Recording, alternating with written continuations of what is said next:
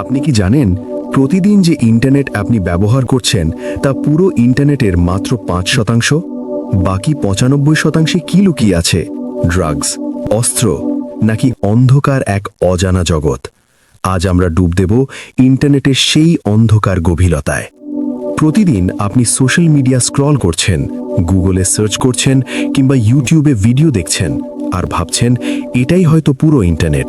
কিন্তু বাস্তবে আপনি যা দেখছেন তা হলো পুরো ওয়েবের মাত্র 4 থেকে 5%।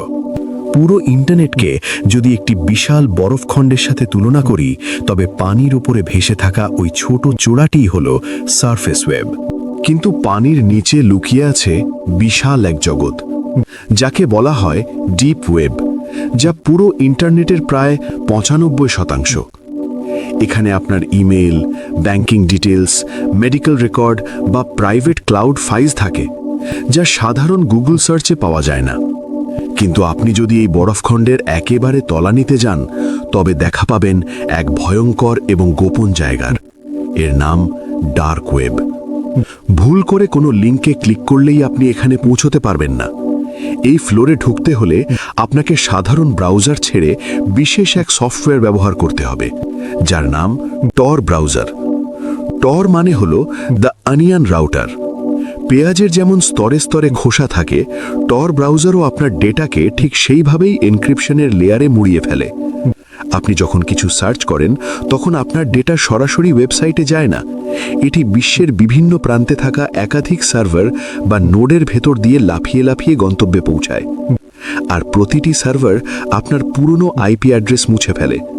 ফলে এই নেটওয়ার্কে ব্যবহারকারী প্রায় অদৃশ্য হয়ে যায়। সাধারণ পুলিশের পক্ষে এই ট্রেল ট্র্যাক করা এক প্রকার অসম্ভব। পরিচয় গোপন রাখার এই সুবিধার কারণেই ডার্ক ওয়েবে গড়ে উঠেছে এক বিশাল আন্ডারওয়ার্ল্ড। এখানে অ্যামাজনের মতোই ই-কমার্স সাইট আছে, তবে সেখানে বিক্রি হয় চুরি যাওয়া ক্রেডিট কার্ড, জাল পাসপোর্ট, ড্রাগস এবং ভারী অস্ত্রশস্ত্র। লেনদেনের জন্য এখানে কোনো ব্যাংক চলে না, চলে বিটকয়েন বা মোনেরোর মতো ক্রিপ্টোকারেন্সি।